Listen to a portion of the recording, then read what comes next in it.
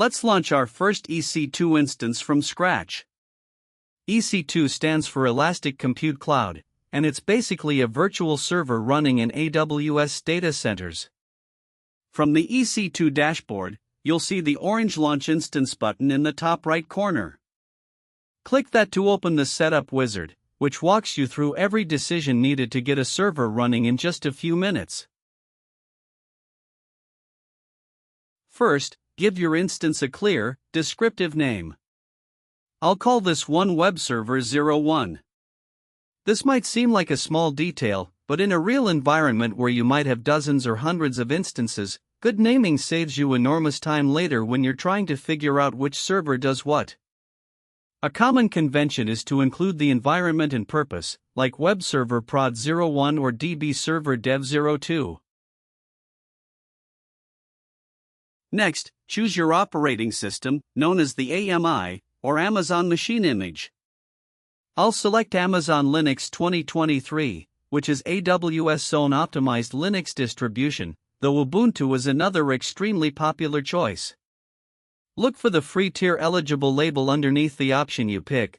This confirms you can run this instance without incurring charges, as long as you stay within the monthly free tier hours. Now pick your instance type. This defines the virtual hardware your server gets.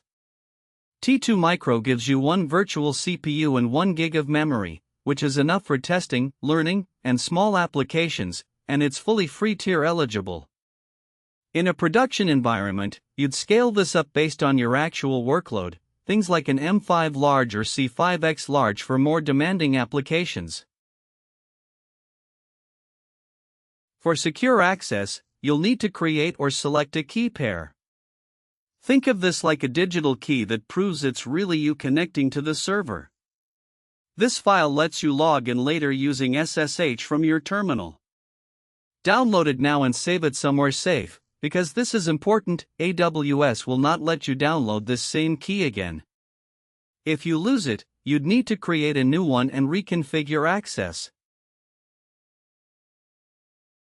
In network settings, make sure auto-assign public IP is enabled. This gives your instance an address reachable from the internet. Then, for the firewall rules, known as security groups, allow SSH traffic so you can administer the server remotely. But here's a critical security practice: change the source from anywhere, which is 0.0.0.0/0, to my IP.